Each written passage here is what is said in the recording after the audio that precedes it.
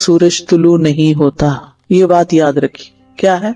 सुबह की नमाज का वक्त कब से शुरू होता है? तुलू फजर से। कब तक है? जब तक सूरज न निकल आए। लेकिन अव्वल वक्त कौन सा है? फजर की दो किस्में। जाबिर बिन अब्दुल्लाह रज़ी अल्लाह अन्हु से मरवी है, वो कहते हैं कि रसूलुल्लाह सल्लल्लाहु अलैहि वसल्लम ने फरमाया फजर की दो किस्में हैं। एक फजर कादिब है जिसमें रोशनी भेड़िए की दुम की तरह ऊपर को उठती है, ना कि चौड़ाई में, और दूसरी फजर सादिक है जिसमें रोशनी अर्जन फैलती है, ना कि तूलन, ऊपर नहीं जाती बल्कि राइट लेफ्ट जाती। अब तो खैर हम टाइम देख के सब अंदाजा कर लेते हैं, लेकिन अगर कभी कोई ऐसा सबब ना हो तो ये याद रखिए कि नमाज फजर का वक्त उस वक्त शुरू होता है जब रोशनी राइट लेफ्ट को फैलती, अर्जन फैलती, बड़े पैमाने पे फैलती है। फजर का वक्त तुलू फजर सानी से शुरू होता है और सूरज के तुलू होते ही खत्म हो जाता है। और फजर सानी से मुराद वो सफेदी है जो मशरिक की जानिब आसमान के किनारों पर चौड़े तरीके से नजर आती है और ये शुमाल से जुनूब की तरफ फैल जाती है, नॉर्थ से साउथ की तरफ जाती। और जहाँ तक बात फजर अव्वल की है तो ये सफेदी फजर सानी से तकरीबन 1 घंटा पहले नमूदार होती है और इन दोनों में फर्क है। फजर अव्वल ऊपर को लंबी होती है, चौड़ी नहीं होती, यानी वो मशरिक से मगरिब की तरफ फैलती है, और फजर सानी शुमाल से जुनूब की तरफ चौड़े तरीके से फैलती है। फजर अव्वल अंधेरे वाली होती है, यानी ये रोशनी थोड़ी मुद्दत के लिए होती फिर अंधेरा छा जाता है। फजर सानी तारीक नहीं होती बल्कि रोशनी और चमक में बढ़ती जाती है। फजर सानी तारीक नहीं होती, ये बहुत बड़ा फर्क है। फजर अव्वल थोड़ी सी रोशनी नजर आई फिर अंधेरा हो गया, लेकिन फजर सानी जो राइट लेफ्ट फैलती है वो फिर कम नहीं होती, ज्यादा ही रोशनी होती जाती है तक सूरज निकल आता है। फजर सानी आसमान के साथ मुत्तसिल होती है, उसके और आसमान के किनारों के दरमियान अंधेरा नहीं होता, और फजर अव्वल आसमान के किनारों से कटी हुई होती है और उसके और आसमान के किनारों के दरमियान अंधेरा होता है। अव्वल वक्त। अब्दुल्लाह इब्न अम्र इब्न अल-आस से रिवायत है, उन्होंने कहा कि रसूलुल्लाह सल्लल्लाहु अलैहि वसल्लम से नमाजों के औकात के बारे में पूछा गया तो आपने फरमाया फजर की नमाज का वक्त उस वक्त तक है जब तक सूरज का पहला किनारा ना निकले। अंधेरे में नमाज। अबू बरज़ा रज़ी अल्लाह अन्हु से रिवायत है कि नबी सल्लल्लाहु अलैहि वसल्लम सुबह की नमाज ऐसे वक्त में पढ़ते कि हम में से कोई आदमी अपने पास बैठे हुए को पहचान लेता था, और आप इस नमाज में 60 से 100 आयात तिलावत फरमाते थे। हज़रत आयशा कहती है, उन्होंने फरमाया कि मोमिन औरतें रसूलुल्लाह सल्लल्लाहु अलैहि वसल्लम के हमरा फजर की नमाज में चादरें ओढ़े हुए शरीक होती थी।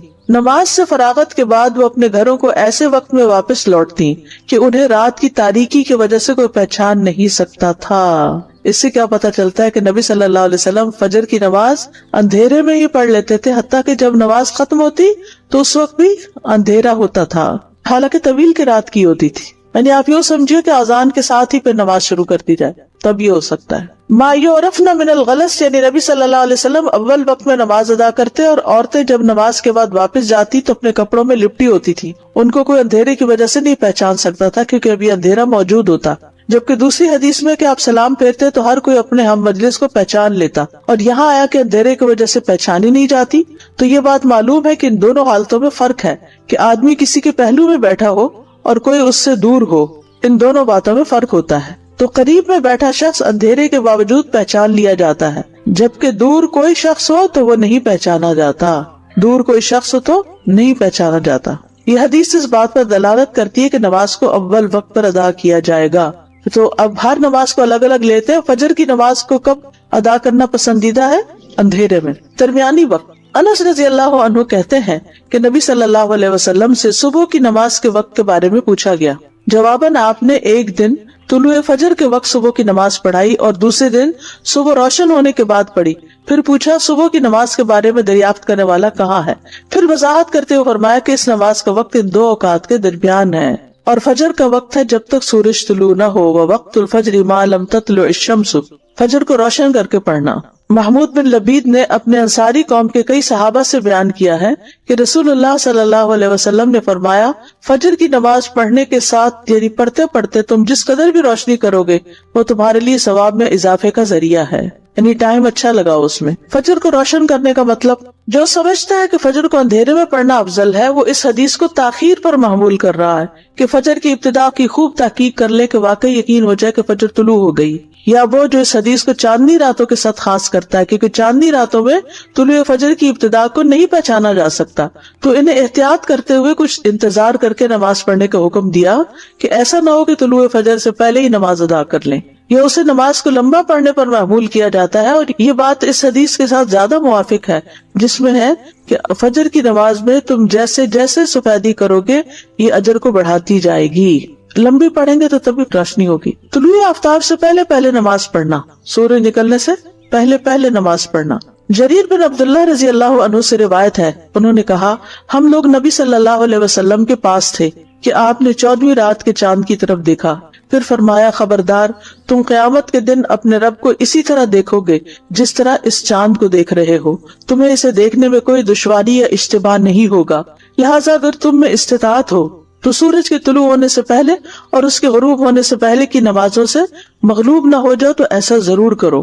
ابو ہریرہ سے روایت ہے کہ رسول اللہ صلی اللہ علیہ وسلم نے فرمایا جس نے سورج کے طلوع ہونے سے پہلے فجر کی 1 رکعت پا لی تو تحقیق اس نے صبح پا لی. 1 رکعت جو بھی پا لے وہ پوری نماز ادا کرے. ابو ہریرہ سے مروی ہے کہ اگر تم میں سے کوئی سورج غروب ہونے سے پہلے نماز عصر کی پہلی رکعت پڑھ لے تو وہ اپنی نماز کو جاری رکھتے ہوئے مکمل کرے.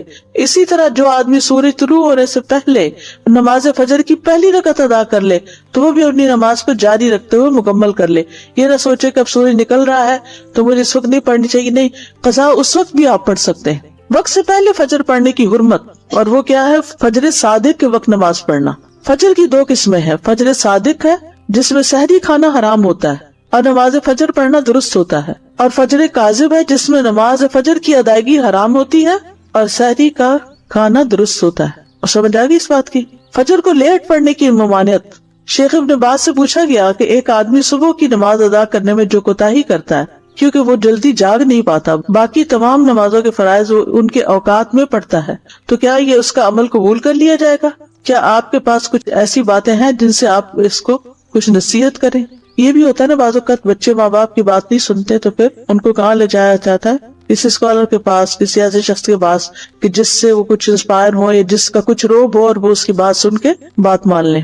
1 رکعت آپ کی کمپلیٹ دونوں سجدوں کے بعد جب آپ اٹھ جاتے ہیں تب ہوتی ہے؟ جی استاذہ جی، فجر کی جو آخری رکعت بھی جو ابھی ہم نے پڑھا نا کہ آخری وقت میں اگر نماز مل رہی ہے تو اس کو مکمل کر لیں. جی تو سنت کے لیے پھر یہ کہ سورج پوری طرح نکلنے کا انتظار کریں پھر سنت ادا کریں. جی ہاں، آپ نے دونوں دفعہ کہا کہ 1 رکعت پڑھی ہو تو مکمل کریے. اگر ہم نے کچھ بھی نہیں پڑھا اور سورج نکل آ گیا جن کے 7:30 ہو گئے جانماز تک آتے آتے، پھر کیا حکم؟ پھر تو سورج نکلنے دے اور پڑھے. پھر ویٹ کریں گے. یعنی اگر ابھی سورج نکلا نہیں، مثلاً 7:30 پہ سورج نکل رہا ہے اور آپ نے نماز شروع کی ہے 7:25 پہ یا 26 پہ مثلاً، اور بائی دا ٹائم آپ سجدے تک پہنچے ہیں تو سورج نکلنا شروع ہو گیا.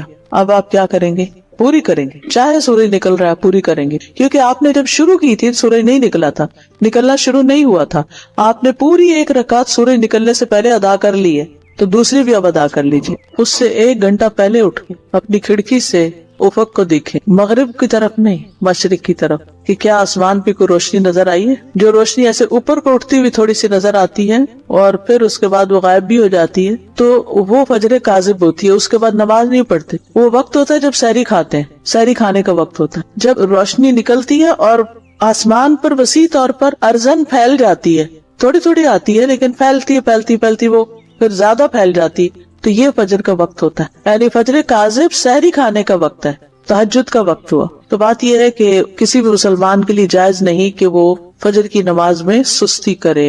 فجر ہو یا فجر کے علاوہ کوئی اور نماز ہو، تمام نمازوں کی حفاظت، ان کے اوقات کی حفاظت، جماعت سے پڑھنے کی حفاظت ہونی چاہیے. ظہر کا وقت نصف النہار کے بعد سے عصر سے پہلے تک ہے. نہار کا مطلب ہوتا ہے دن اور نصف کا مطلب آدھا دن. جیسے سورج 7 بجے نکلا اور 5 بجے غروب ہوا تو نصف کہاں ہو گیا؟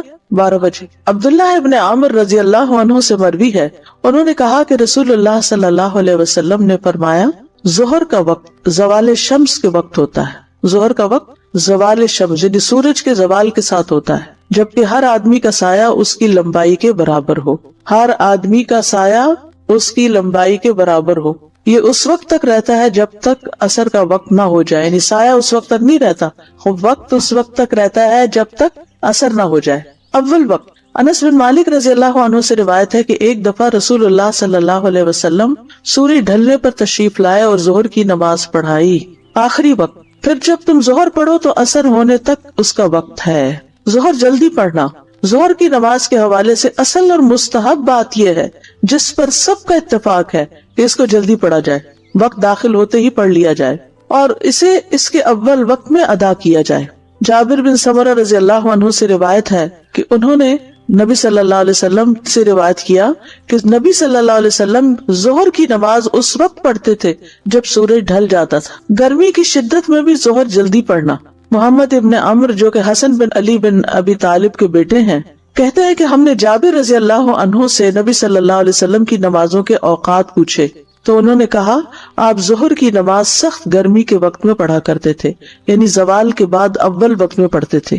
انس بن مالک سے روایت ہے انہوں نے فرمایا جب ہم رسول اللہ صلی اللہ علیہ وسلم کے پیچھے نماز ظہر ادا کرتے تو گرمی سے بچاؤ کے لیے اپنے کپڑوں پہ سجدہ کرتے، یعنی سخت گرمی ہوتی پھر بھی پڑھتے۔ یہ اس بات پر دلالت کرتی ہے کہ آپ صلی اللہ علیہ وسلم سخت گرمی میں بھی ظہر کی نماز کو جلدی پڑھ لیتے تھے۔ گرمی کی شدت میں ظہر تاخیر سے پڑھنے کا جواز ضرور ہے۔ ابو مسعود انصاری سے روایت ہے وہ کہتے ہیں کہ میں نے رسول اللہ صلی اللہ علیہ وسلم کو دیکھا کہ آپ نماز ظہر پڑھتے تھے جبکہ سورج ڈھل جاتا تھا اور سخت گرمی کے وقت کبھی مؤخر بھی کر لیتے تھے، کبھی کبھی ٹیمپریچر بہت ہائی ہو جاتا ہے نا تو اس صورت میں تھوڑا تاخیر بھی کر لیتے۔ ابو ہریرہ اور عبداللہ ابن عمر رضی اللہ عنہما سے روایت ہے وہ رسول اللہ صلی اللہ علیہ وسلم سے بیان کرتے ہیں کہ آپ نے فرمایا جب گرمی زیادہ ہو تو نماز ظہر ٹھنڈے وقت پڑھا کرو کیونکہ گرمی کی شدت جہنم کی بھاپ سے ہوتی ہے۔ اصل میں کیوں کہا کیونکہ انسان کو جب گرمی کی شدت ستاتی ہے نا تو وہ فوکس نہیں رکھ پاتا نماز پہ، اس کا سارا دھیان کس پہ ہوتا ہے، ہائے گرمی ہائے گرمی، تو اس لیے کہا کہ ذرا اس وقت کو جس میں شدت ہو وہ اس کو ٹل جانے دو۔ ابن عثیمین کہتے ہیں جب موسم سخت گرم نہ ہو تو افضل یہ ہے کہ جیسے ہی ظہر کا وقت داخل ہو تو انسان ظہر کی نماز ادا کر لے، چاہے سفر میں قصر نمازی ادا کرنی ہو پھر بھی، کیونکہ سخت گرمی کے موسم کے علاوہ ظہر کی نماز کو جلدی پڑھ لینا ہی افضل ہے۔ علامہ ابن جبرین کہتے ہیں الحمدللہ آج کل کے زمانے میں اس طرح کی گرمی نہیں پائی جاتی۔ اس کی وجہ یہ ہے کہ ایئر کنڈیشنرز اور بجلی والے پنکھے موجود ہیں جو گرمی کی شدت کو کم کر دیتے ہیں، تو لوگ اس بے قرار کرنے والی گرمی کو محسوس نہیں کرتے جس کی وجہ سے پسینے پھوٹ نکلتے ہیں اور کپڑے تک گیلے ہو جاتے ہیں۔ اس حالت میں نمازی کو اپنی نماز میں اطمینان حاصل نہیں ہوتا۔ اسی وجہ سے علماء آج کے دور میں سخت گرمیوں میں نماز کو ٹھنڈا کرنے کا کوئی سبب نہیں پاتے۔ ہاں اگر ایسے ممالک یا گاؤں دیہات میں ہو جہاں ایئر کنڈیشنرز اور اس طرح کی سہولیات میسر نہ ہو تو ان کے لیے ظہر کو ٹھنڈا کر کے پڑھنا مستحب ہوگا۔ یہ اس لیے ہے کہ شریعت کے حکم کا دار و مدار اس کی علت پر ہے، جب علت موجود ہوگی تو حکم پایا جائے گا۔ جہاں تک سال کے باقی ایام کا تعلق ہے جن میں گرمی نہیں ہوتی تو ان ایام میں جو ہی سورج ڈھل جائے گا نماز کا وقت ہوگا۔ عصر کا وقت ظہر کے آخری وقت سے سورج پیلا ہونے تک، اور عصر کی نماز کا وقت ہے جب تک سورج زرد نہ ہو جائے۔ ابو ہریرہ رضی اللہ عنہ سے روایت ہے انہوں نے کہا کہ اللہ کے رسول صلی اللہ علیہ وسلم نے فرمایا یہ جبریل علیہ السلام ہیں جو تمہیں تمہارا دین سکھانے آئے ہیں۔ پھر عصر کی نماز تب پڑھائی جب انہوں نے ہر چیز کا سایہ اس کے برابر زوال کے سائے کے علاوہ دیکھ لیا، ٹھیک ہے۔ پھر اگلے دن جبریل علیہ السلام دوبارہ آپ کے پاس آئے، پھر عصر کی نماز پڑھائی جب ہر چیز کا سایہ دگنا ہو گیا۔ پھر فرمایا ہر نماز کا وقت تمہاری کل اور تمہاری آج کی نماز کا درمیانی وقت ہے۔ دھوپ کے اعتبار سے عصر کا وقت، حضرت عائشہ کہتی ہیں انہوں نے فرمایا دھوپ ابھی میرے حجرے سے نکلی نہ ہوتی تھی کہ رسول اللہ صلی اللہ علیہ وسلم نماز عصر پڑھ لیتے تھے۔ یعنی ایسے ہوتا نا کہ جب سورج غروب ہو رہا ہوتا تو ونڈوز میں دھوپ اندر آ رہی ہوتی، تو کہتے کہ ابھی دھوپ آ ہی رہی ہوتی تھی کہ آپ واپس بھی آ جاتے تھے۔ اول وقت کیا ہے؟ انس بن مالک رضی اللہ عنہ سے روایت ہے کہ رسول اللہ صلی اللہ علیہ وسلم عصر کی نماز ایسے وقت میں پڑھتے تھے جب سورج بلند اور روشنی میں کمی کے بغیر ہوتا تھا اور زندہ ہوتا تھا، یعنی ابھی چمک اس کی یا گرمی دھوپ باقی ہوتی تھی۔ اوالی کی طرف جانے والا عصر پڑھ کر چلتا اور اوالی جو ہے مدینہ کے بالائی حصے کی بستیوں میں پہنچتا تو سورج ابھی بلند ہوتا۔ یہ بستیاں مدینہ سے 2 یا 8 میل کی مسافت پر تھی، یعنی مسجد نبی سے نماز پڑھ کر اپنی اس بستی تک پہنچ جاتے جب بھی ابھی سورج جو ہے وہ بلند ہی ہوتا تھا، غروب کے قریب نہیں ہوتا تھا۔ درمیانی وقت، ابو موسیٰ رضی اللہ عنہ سے روایت ہے کہ ایک سائل نے نبی صلی اللہ علیہ وسلم سے اوقات نماز کے بارے میں سوال کیا مگر آپ نے اسے کوئی جواب نہ دیا حتیٰ کہ بلال کو حکم دیا تو انہوں نے عصر کے لیے آذان اور اقامت کہی جبکہ سورج سفید اور اونچا تھا، اور جب اگلا دن ہوا تو آپ نے عصر پڑھی جبکہ سورج زرد ہو گیا تھا، یا کہا کہ جب شام ہو گئی۔ پھر آپ صلی اللہ علیہ وسلم نے فرمایا کہاں ہے نماز کے اوقات پوچھنے والا؟ نماز کا وقت ان 2 اوقات کے مابین ہے۔ آخری وقت عصر کا وقت جب تک سورج زرد نہ ہو جائے۔ اضطراری وقت، मजबूरी का वक्त। अबू हुरैरा से रिवायत है कि रसूलुल्लाह सल्लल्लाहु अलैहि वसल्लम ने फरमाया, अगर तुम में से कोई सूरज गुरूब होने से पहले असर की नमाज का एक सजदा पा ले तो उसको चाहिए कि वो अपनी नमाज को जारी रखते हुए मुकम्मल करे। अब आपके सवाल का जवाब इसमें आ गया। ठीक है, क्या सवाल था? कि अभी नमाज शुरू ही की थी कि वो घड़ी से अलार्म बज गया कि सूरज निकल गया या सूरज गुरूब हो गया। तो आप देखिए हदीस दोबारा, अगर तुम में से कोई सूरज गुरूब होने से पहले असर की नमाज का एक सजदा पा ले, अभी दो नहीं हुए, 2 से रकत पूरी होती, तो उसको चाहिए कि वो अपनी नमाज को जारी रखते हुए मुकम्मल करे, नमाज तोड़नी नहीं, अब उसको कंटिन्यू करे। असर अव्वल वक्त पढ़ना चाहिए। अनस बिन मालिक रजी अल्लाह अन्हु से रिवायत है, कहते हैं कि हम असर की नमाज पढ़ते थे, फिर जाने वाला कुबा जाता, उन लोगों के पास पहुंचता और सूरज अभी ऊंचा होता था। कुबा मदीना से 2 मील की मुसाफत पर है। अनस बिन मालिक से रिवायत है, उन्होंने कहा कि रसूलुल्लाह सल्लल्लाहु अलैहि वसल्लम ने हमें असर की नमाज पढ़ाई, तो जब आप फारिग हुए तो आपके पास बनु सलमा का एक आदमी आया और कहा, ए अल्लाह के रसूल, हम अपने लिए अपना ऊंट नहर करने का इरादा रखते हैं और हम चाहते हैं कि आप भी उस मौके पर मौजूद हो। आपने फरमाया ठीक है, और आप निकल पड़े। हम भी आपके साथ चल पड़े। हमने देखा ऊंट अभी ज़बा नहीं किया गया था, उसे ज़बा किया गया, फिर इसका गोश्त काटा गया, फिर उसमें से कुछ पकाया गया, फिर हमने सूरज गुरूब होने से पहले उसे खा लिया। असर की नमाज जल्दी पड़ी तो ये काम भी जल्दी हो गया ना। हम क्या करते हैं, पहले सारा कुछ कर ले, खाना बना ले, ये कर ले, वो कर ले, हर चीज साफ सुथरी कर, फिर नमाज पढ़ेंगे और इतने में धूप पीली पड़ जाती। पहले नमाज पढ़ ले और उसके बाद तसल्ली से काम करें, आप देखेंगे आपके काम में भी बरकत होगी। राफी बिन खदीज से रिवायत है, वो कह रहे थे, हम रसूलुल्लाह सल्लल्लाहु अलैहि वसल्लम के साथ नमाज असर पढ़ते, फिर ऊंट ज़िबा किया जाता, उसके 10 हिस्से किए जाते, फिर हम उसे पकाते और सूरज के गुरूब होने से पहले हम अच्छी तरह पका हुआ गोश्त खा लेते। अच्छी तरह पका हुआ गोश्त, लहमन नजीजन, नजीज होता है जो गल जाए, कुल्लमा नजीजत जुलूदुहुम आता है ना। सहाबा का असर की नमाज अव्वल वक्त पर पढ़ना।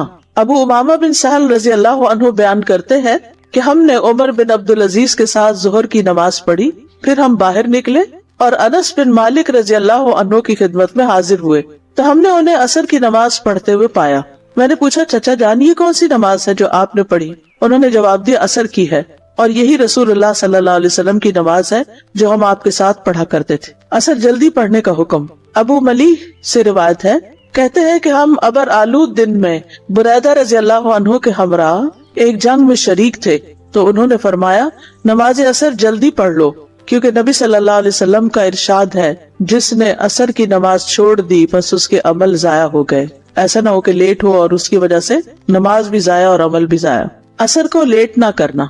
अला इब्न अब्दुर्रहमान बयान करते हैं कि हम जोहर के बाद अनस रज़ी अल्लाह अन्हु के यहाँ गए, वो उठकर नमाज असर पढ़ने लग गए। जब अपनी नमाज से फारिग हुए तो हमने उनसे जल्दी नमाज पढ़ने का जिक्र किया, या खुद उन्होंने जिक्र किया, तो कहा, मैंने रसूलुल्लाह सल्लल्लाहु अलैहि वसल्लम को फरमाते हुए सुना, ये मुनाफिकीन की नमाज है, ये मुनाफिकीन की नमाज है, ये मुनाफिकीन की नमाज है। उनमें से एक बैठा रहता है हत्ता कि जब सूरज जर्द हो जाता है और शैतान के 2 सींगों के दरमियान या इन सींगों के ऊपर होता है, तो उठकर 4 ठोंगे मारता है और उसमें थोड़ा ही अल्लाह का जिक्र करता है। और ये हकीकत है, जो नमाज लेट होती है उसमें इंसान की तवज्जो पूरी तरह नमाज की तरफ नहीं होती। एक और रिवायत से भी पता चलता है कि मुनाफिक की असर लेट होती है। रसूलुल्लाह सल्लल्लाहु अलैहि वसल्लम ने फरमाया, क्या मैं तुम्हें मुनाफिक की नमाज के बारे में ना बताऊं? वो असर की नमाज मुअख्खिर करता रहता है, यहाँ तक कि सूरज गुरूब होने का वक्त गाय की अंतड़ियों की चर्बी की तरह बिखरा हुआ होता है, तो उस वक्त उसे पढ़ता है। यानी उस वक्त आप छोटी छोटी बदलियां सी आ जाती है ना सूरज के आसपास, गुरूब और तुलू में आप देखें तो छोटे छोटे बादल के टुकड़े, तो उसकी तरफ इशारा है यहाँ। यानी बहुत क्लियर स्काई हो तो पूरे का पूरा बॉल नीचे जा रहा होता, वरना उसके अंदर लंबी लंबी लहरें सी होती हैं बादलों की। असर की नमाज फौत होने का नुकसान। नबी सल्लल्लाहु अलैहि वसल्लम ने फरमाया, जिस शख्स ने नमाज असर छोड़ दी उसके आमाल बातिल हो गए, उसके तो अमल ही जाया हो गए। असर के फौत हो जाने पर नबी सल्लल्लाहु अलैहि वसल्लम की शदीद नाराजगी। हजरत अली से रिवायत कहते हैं कि रसूलुल्लाह सल्लल्लाहु अलैहि वसल्लम ने ग़ज़वा अहज़ाब के दिन फरमाया, अल्लाह इन मुशरिकीन की कब्रों और इनके घरों को आग से भर दे, जिस तरह इन्होंने हमें दरमियानी नमाज असर से रोका, यानी जंग में मशगूल रखा, हत्ता कि सूरज गुरूब हो गया। और जो लोग खुद अपनी मर्जी से गुरूब कर ले, इतनी बड़ी वईद है। तो क्या समझ में आया, असर का वक्त कब है? जब जोहर का वक्त खत्म हो रहा हो, जब साया 2 मिसल के बराबर हो, तो फिर जोहर खत्म, असर शुरू, यानी 1 मिसल पे शुरू हो जाती है और फिर उसके बाद सूरज पीला पड़ने से पहले آپ دیکھیں عصر کی نماز تب پڑھائی جب انہوں نے ہر چیز کا سایہ اس کے برابر یعنی زوال کے سائے کے علاوہ دیکھ لیا، یعنی اصلی سایہ جو تھا کسی بھی چیز کا. تو یہاں اول وقت جو ہے شروع ہوتا ہے جب اس کے برابر ہو جاتا ہے سایہ، یعنی ایک مثل ہوتا ہے، 2 مثل نہیں، درمیانہ ٹائم ہو جاتا ہے پھر. کیونکہ آپ نے تو یہی سوچ کے شروع کی ہوگی کہ ایک رکعت مل جائے گی، لیکن آج کل کیا ہو رہا ہے، ہر روز 2-3 منٹ کا فرق پڑ جاتا ہے، تو اس میں پھر انسان کو دھوکہ بھی لگ جاتا ہے. اور بعض اوقات تھوڑے اوقات میں 1-8 منٹ کا فرق بھی ہو جاتا ہے، اور 1 منٹ بڑی چیز ہوتی ہے، 1 منٹ میں انسان پورا قیام کر لیتا ہے بعض اوقات قل ہو اللہ کے ساتھ. نماز کے دیگر احکام. فرض نماز کی رکعات، سنتیں اور نوافل، ان کے دلائل. ابتدائی اسلام میں 2 رکعات کی فرضیت. حضرت عائشہ سے مروی ہے، وہ کہتی ہے کہ شروع میں 2 رکعت نماز فرض ہوئی. جب آپ صلی اللہ علیہ وسلم مدینہ تشریف لائے تو آپ نے ہر نماز اس طرح پڑھی کہ اس کے ساتھ اتنی ہی نماز اور ملا دی، یعنی مکہ میں 2 رکعتیں پڑھتے تھے، اور پھر مدینہ میں آ کر 2 کے ساتھ 2 اور ملا دی، سوائے نماز مغرب کے کہ وہ دن کی نماز کو وتر یعنی طاق کرنے والی ہے، یعنی سورج نکلنے سے پہلے سے لے کر غروب ہونے تک دن ختم ہو جاتا ہے نا، یعنی طلوع فجر سے غروب آفتاب تک. تو دن کی نمازیں جو ہیں ان کو وتر کرنے کے لیے مغرب کی نماز 4 رکعت کی بجائے 3 رکعت ہے، سوائے نماز مغرب کے کہ وہ دن کی نماز کو وتر کرنے والی ہے، اور نماز فجر کے کہ اس میں لمبی قرات کی جاتی ہے، تو 2 رکعتیں رکھی گئیں. اور جب آپ صلی اللہ علیہ وسلم سفر کرتے تو آپ اپنی سابقہ نمازوں کی طرف لوٹ جاتے، یعنی 2 رکعت نماز پڑھتے، قصر کرتے. اسی طرح ایک اور روایت میں آتا ہے، جابر بن زید سے روایت ہے، انہوں نے کہا کہ عائشہ رضی اللہ تعالی عنہا کہتی ہیں کہ آپ صلی اللہ علیہ وسلم مکہ میں 2 رکعت فرض پڑھا کرتے تھے، پھر جب آپ مدینہ تشریف لائے تو 4 اور 3 رکعت والی نمازیں فرض ہو گئیں. تو آپ صلی اللہ علیہ وسلم نے 2 رکعتیں پڑھنا ترک کر دیا اور نماز پڑھنی شروع کر دی، یعنی نئے حکم پر عمل کرتے ہوئے. اور مکہ میں پڑھی جانے والی 2 رکعتوں کو مسافر کے لیے مکمل نماز قرار دیا. تو فرض نمازیں 2 بھی ہیں، فجر کی 4 اور 4، ظہر عصر کی، اور مغرب کی 3 اور عشاء کی بھی 4 ہے. تو 2، 3 اور 4 نمازیں جیسا کہ آپ جانتے ہیں کہ معراج کے موقع پر فرض کی گئی تھی.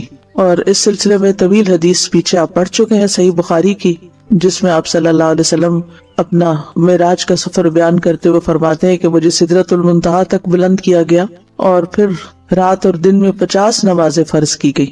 جب آپ واپس لوٹے تو موسیٰ علیہ السلام نے پوچھا کہ آپ کو کیا حکم دیا گیا ہے، تو آپ نے بتایا کہ 50 نمازوں کا. تو موسیٰ علیہ السلام نے کیا کہا تھا کہ آپ کی امت 50 نہیں پڑھ سکتی، جائیے اپنے رب سے تخفیف کروائیے.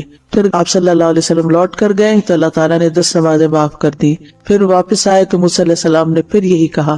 آپ پھر لوٹ کر گئے تو 10 اور معاف ہو گئی. پھر اسی طرح دوسری دفعہ، تیسری دفعہ، اور پھر اسی طرح جب آخری دفعہ نبی صلی اللہ علیہ وسلم 5 نمازوں کے ساتھ آئے تو موسیٰ علیہ السلام نے کہا میں بنی اسرائیل کا تجربہ کر چکا ہوں، آپ کی امت 5 بھی نہیں پڑے گی.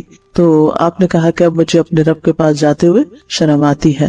آپ نے فرمایا میں اپنے رب سے کئی دفعہ درخواست کر چکا ہوں، اب مجھے حیا آتی ہے، لہٰذا میں راضی ہوں اور اس کے حکم کو تسلیم کرتا ہوں. آپ نے فرمایا میں آگے بڑھا تو ایک منادی یعنی اللہ تعالیٰ نے آواز دی کہ میں نے اپنا حکم جاری کر دیا اور اپنے بندوں پر تخفیف بھی کر دی. اور ایک اور روایت سے پتہ چلتا ہے کہ اجر 50 نمازوں کا ہی ہے جبکہ پڑھی 5 جائیں گی. ابن عباس کہتے ہیں کہ اللہ عز و جل نے معراج کے موقع پر اپنے نبی پر 50 نمازیں فرض کی تھی، پھر انہوں نے اپنے رب سے دعا کی تو اس نے انہیں 5 کر دیا. تو فرض نمازیں کتنی ہوئی؟ 5 نمازیں فرض ہیں. ابن محیریث سے مروی ہے کہ بنو کنانہ کے مخدجی نامی ایک شخص نے شام